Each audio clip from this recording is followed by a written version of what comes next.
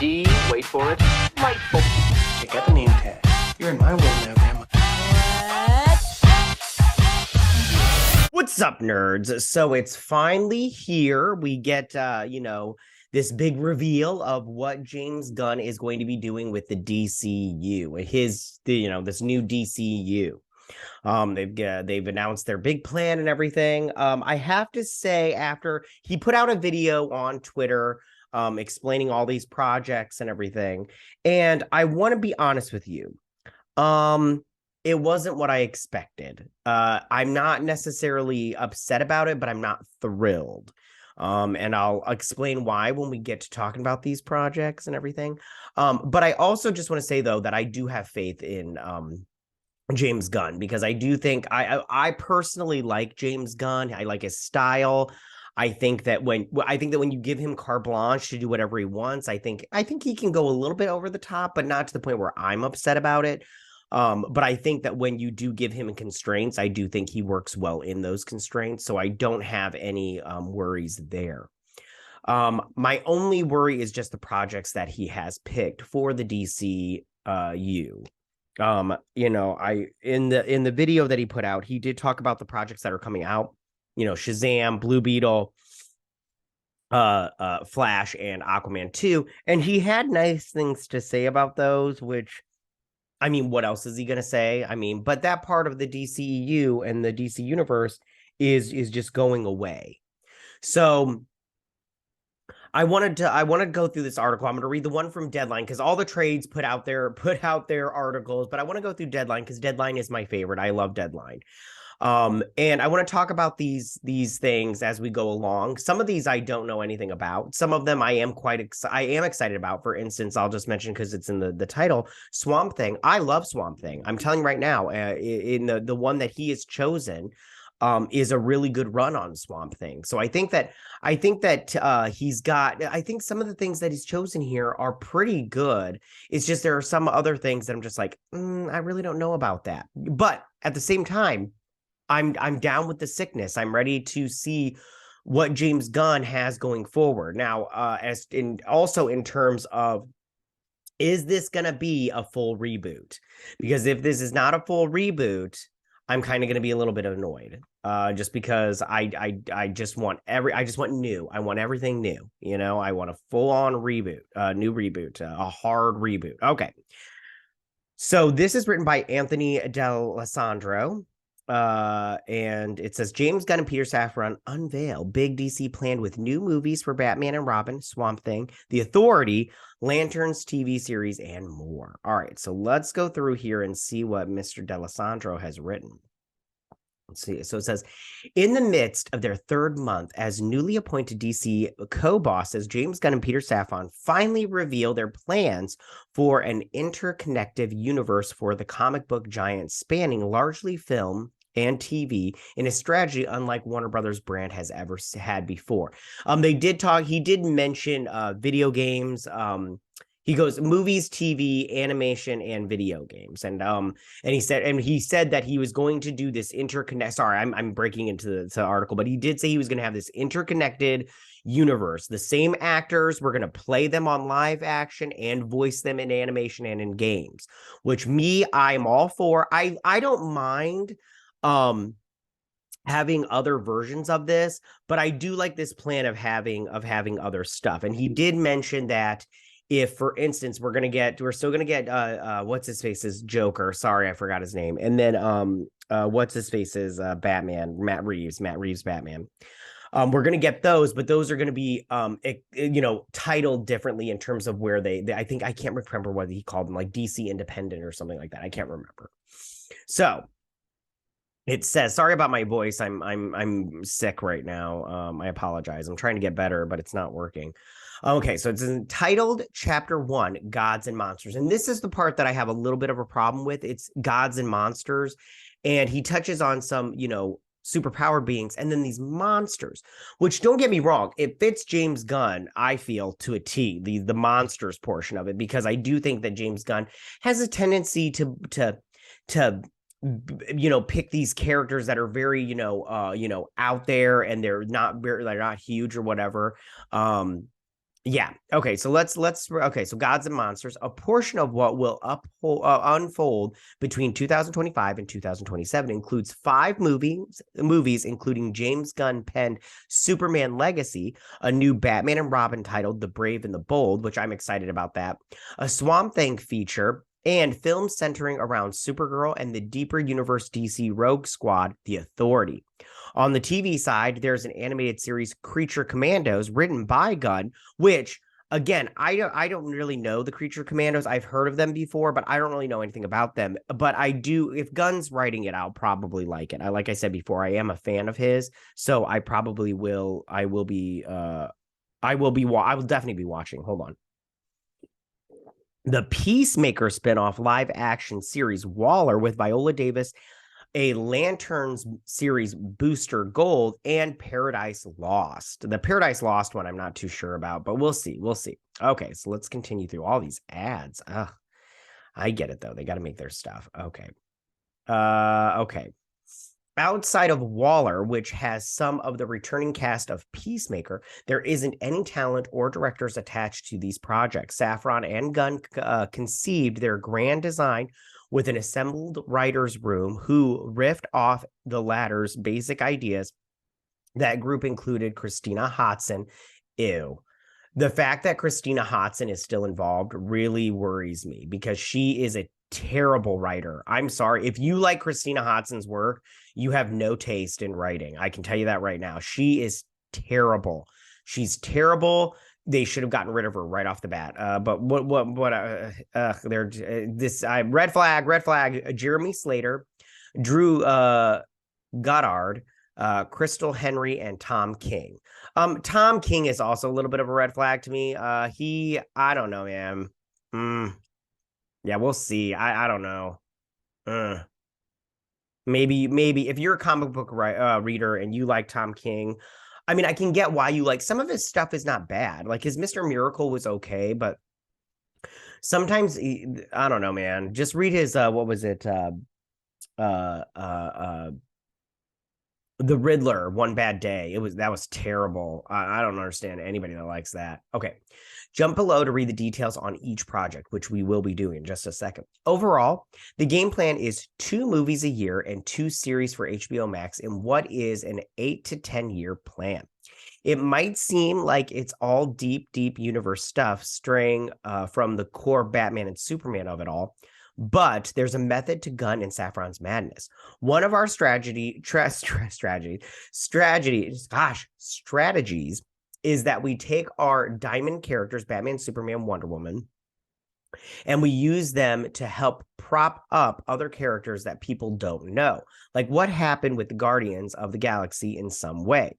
Like taking teams like The Authority, which I know is just a spectacular idea for a film, that is a completely different take on superheroes because it's really connected to Superman. That's about to use those it's about to use those well-known properties to help lead into lesser-known properties, says Gunn, which I also have a huge problem with. Okay. We're going to promise that everything from our first project forward is going to be unified, said Gunn. But we've gotten very lucky for the next 4 projects, added the filmmaker on the slate that was previously shepherded from former DC boss Walter Hamada. Ooh, advertisement. Sorry, you guys. So many advertisements. Those being Shazam, Fury of the Gods, March 17th, The Flash, the latter, which Gunn says resets everything. I will say here that The Flash is probably one of the greatest superhero movies sorry, you guys. The article moved on me. I hate when they do that.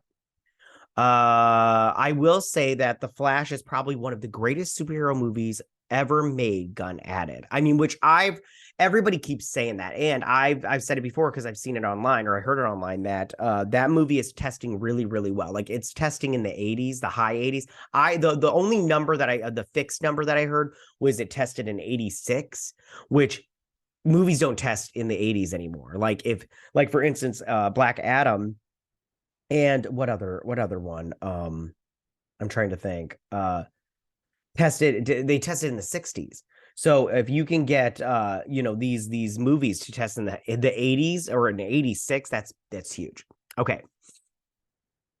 Then wiping away any doubt about the future of Gal Gadot's Wonder Woman, Jason Momoa's Aquaman, and Zachary Levi's Shazam, Safran emphasized these 4 movies are terrific. There's no reason why any of the characters or the actors that played in those characters are not part of the DCU. There's nothing that prohibits that from happening, which I think is a bad idea, but whatever. We'll incorporate characters from the past, but mostly we'll cast anew, added the producer of Aquaman and Suicide Squad. Ditto for the creators of these recent projects. Gunn and Safran would love to reteam with Flash filmmaker Andy Muschietti. Currently, James Wan is focusing on finishing Aquaman and the Lost Kingdom. Then there's Blue Beetle on August 18th. That sort of has its own world and fits in directly into the DCU, followed by Aquaman and the Lost Kingdom by Christmas Day, which leads into the universe that Gunn and Safran are mapping out. As everyone here probably knows, the history of DC is pretty messed up. There is the Arrowverse there as the DCEU, which then split into the Joss Whedon Justice League at one point, became the Snyderverse at the other point. There was Superman and Lois. There's a Reeves verse. There's all these different things, Gunn said at the top of the session. Even us, we came in and did Suicide Squad that became Peacemaker, and all of a sudden, Batmite is a real guy that's never been set up, said the Guardians of the Galaxy filmmaker and Marvel Studios vet. I hope they don't do Batmite. Batmite's great, but not for live action, but we'll see. Okay. No one was minding the mint, Gunn criticized. They were just giving away IP like they were party favors to any creators that smiled to them. What of Todd Phillips' sequel, The Joker, Folie à Deux, and Matt Reeves' Batman sequel on HBO Max Penguin series? As previously reported, Safran confirmed that such vers from his and Gunn's plan will be labeled clearly as DC Elseworlds. That's what they're calling it. They're calling it DC Elseworlds, just like the comics do. Also, still in the works, J.J. Abrams' Ta-Nehisi Coates' Black Superman project. A draft is being waited upon. I really hope they cancel that. That it's going to be bad. Ta-Nehisi Coates is a horrible writer. If you like his writing, it's the same thing with Christina Hodson. You have no taste in writing whatsoever. It's going to be bad. That movie's going to be terrible. It's DOA right now. I can tell you that now. The bar is going to be very high for projects outside of the DCU, asserted Safran. Winking at the history of previous DC films, read David Ayer's Suicide Squad and Snyder/Whedon's Justice League. Productions were known for their reshoots. Gunn promised people have become beholden to dates, to holding dates, to getting movies made no matter what. At the end of the day, I'm a writer at my heart, and we're not going to be making movies before the screenplay is finished. And if that means our plan has to shift a little bit, that's going to happen. We know it's going to happen. We're not going to be making movies and putting hundreds of millions of dollars in a film where a screenplay is only 2/3 of the way done, and we have to finish it while we're making the movie. I've seen it happen again and again, and it's a mess. I think it's primarily a reason for the deterioration in the quality of the films today versus 30 years ago. Gunn mentioned how on Suicide Squad, he did no reshoots, and on Guardians of the Galaxy Volume 3, he did a day of pickup, and it's because of having screenplays prepare before we shoot. I don't want to get into this massive spending of hundreds of millions of dollars on reshoots. The TV and film projects in the first portion of Gunn and Safran's Gods of Monsters includes. Okay, so now we're going to go over all of the projects that have to do with this first portion of their universe. All right. So now what do we have first here? We have Creature Commandos, an animated TV series. Animation will lead into live action and back into animation, said Gunn. It's a way to tell stories that are gigantic and huge without spending $50 million an episode. Gunn has written this. It's done. Creature Commandos is comprised of military superhumans, including Human Leader, a werewolf, a vampire, Frankenstein's monster, and a Gorgon. Gunn pointed out that Weasel from his Suicide Squad will be on the show. This band of misfits were introduced in Weird War Tales, number 93, in November of 1980, created by J.M. DeMatteis and Pat Broderick. Now, I have to be honest, I do not know anything about the Creature Commandos, I'll be honest with you, but I think that this is good in terms of the fact that it's animation. But I think that this does speak a little bit to the fact that James Gunn is keeping stuff. He's keeping his like the Weasel is from his Suicide Squad, so it's not a hard reboot. So I just go like, it's just going to be, I don't know, man. It's just going to be interesting to see. But again, I do trust James Gunn. But in terms of this Creature Commandos, I'm happy that it's an animated series and not a live action thing because it would just be too weird. And I do like that James Gunn has written it.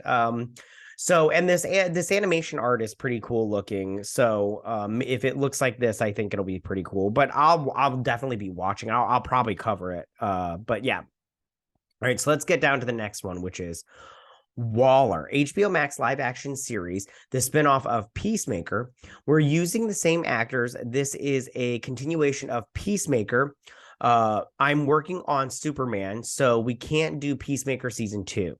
We're working on Waller in between. Gunn told The Room. Crystal Henry, Watchmen, is writing the show, and Jeremy Carver, creator of Doom Patrol, while none of the features aren't rated R, the TV series could lean into being more adult. I'm okay with this in terms of like, first off, I love Peacemaker. That show was fantastic.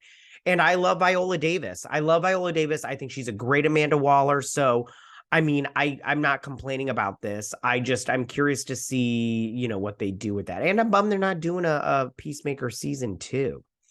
Oh my goodness, deadline. So many advertisements. Come on, guys. So next we have Superman Legacy feature. This is really the start of the DCU, says Safran. The project was already announced by the duo Gunn writing.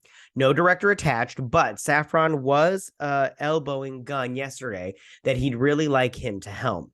The release date is July 11th, 2025. It's not an origin story. It's focusing on Superman's balancing his Kryptonian heritage with his human upbringing. He's the embodiment of truth, justice, and the American way. I'm glad that they had an American way in there, and I'll talk about that in just 2 seconds. He's kindness in a world that thinks of kindness as old-fashioned.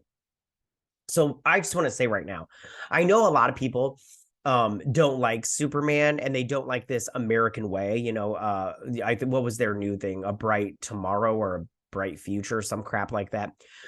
There's nothing more American than Superman when it comes to the comic books. I mean, he's got that. It's just, for me personally, he's got the good, good moral standing that his parents from Kansas taught him. I think that he's a good person, and I think that his moral compass is true.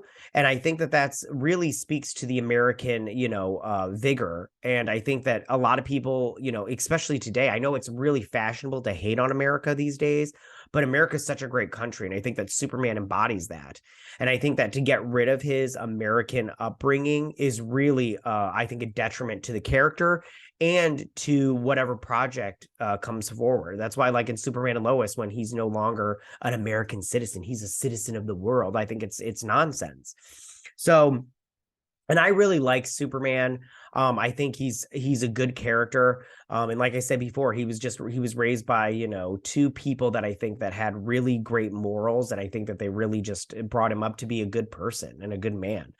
And I think, and it says right here that kindness, people look at kindness as old fashioned. I believe that today. I mean, so I think that Superman can maybe show people the way to be kind. Kindness goes a long way. So yeah, I'm excited about that. All right, Lanterns, HBO Max live action series. I'm happy that it's a live action series. It's going to cost a fortune though. Our vision for this is True Detective. Safran says it's terrestrial based, which I don't know how I feel about that, but we'll see. It's got two of our favorite Green Lanterns, Hal Jordan and John Stewart. I'm glad they put John Stewart in here. I like Hal Jordan, but John Stewart, I grew up with Justice League, Unlimited and Justice League the animated series. So I think that John Stewart, I think a lot of people like millennials, they grew up with that Green Lantern. It plays a really big role in the main story that we're telling across our film and television. This is a very important show for us, Safran specified, that the version is different from the one that Greg Berlanti had in the works, the latter's being a space opera. So I think, yeah, again, I mean, I really don't know. He did say in his video that he was going to pepper in other Green Lanterns in there, but it was mostly just John Stewart and Hal Jordan. And I think that that's a good choice. I think that the Green Lantern core is so expansive that you can have little cameos from other Green Lanterns, but I think that just having them maybe make cameos is probably the best choice, and then focusing on these two, kind of like the Green Lantern series, the animated series was. You had Hal Jordan, and then you had Kilowog in there. And then you had, two other characters, but you focused on that main group. And then you had other little cameos from other lanterns and everything. I thought that show is great. Okay. The Authority feature. Real quick, I just want you guys to know I don't know anything about The Authority. Just putting it out there. Okay. So it says there's a great Wildstorm characters that were popular for a long time, and we're incorporating them into the DCU, says Gunn. This is also one of those things that I think this might be a misstep, just because, have you ever heard of the Authority? And if you have, how popular were they that someone maybe I've heard of a couple characters. I don't know. We'll get into it, but I can't think of, the Authority. He loves says Gunn. He loves the property because it's a mix of anti-heroes who take matters into their own hands despite what governments advise. A basic story is being written out. The Authority was created by Stormwatch. After Stormwatch, a planetary defense force against aliens, was destroyed, the former member of that group, Jenny Sparks, created the Authority with her Stormwatch black teammates Swift and Jack Hawksmoor. The team includes the engineer, Jerome Thorndike, and Apollo and Midnighter. I know who Apollo and Midnighter are, but I've never read a comic book with them in it. I mean, so again, that may be niche, but it's a movie, so we'll see how it works out. It could be really good. I mean, I'll go see anything DC, but let's see how this turns out and everything. So we get Paradise Lost, HBO Max live action series. It's going to be a Game of Thrones-ish story about Themyscira, the home of the Amazons and the birthplace of Wonder Woman. This drama is really about the political intrigue behind the society of all women. How did that come about, says Safran? What's the beautiful truths and the ugly truths behind all of that? And what's the scheming like between all the power players in the society, adds Gunn. The series will take place before the birth of Diana. Which that I just go, I mean, are we interested in that? Come on. Are we interested in a show without Wonder Woman in it? It's like Gotham and everything. Those shows, it's like, sure, they can be fun, but are we interested in a Wonder Woman show without Wonder Woman? I don't know. We'll see, though. We'll see. So this one I'm also excited about. The Brave and the Bold feature. So this is a movie. This will be Gunn and Safran's version of the DCU Batman outside what Matt Reeves already created. Real quick, I hope that Matt Reeves only gets the one movie, the second movie, and that it's done. I personally do not like the Matt Reeves verse, his Batman universe. I just want it to go away.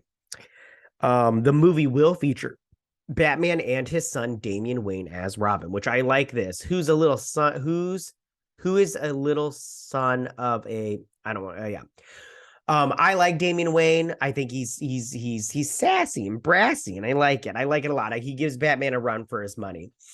Bill's gun assassin murderer who Batman takes on, who is Batman's actual son that he doesn't know exists for the first 8 to 10 years of his life.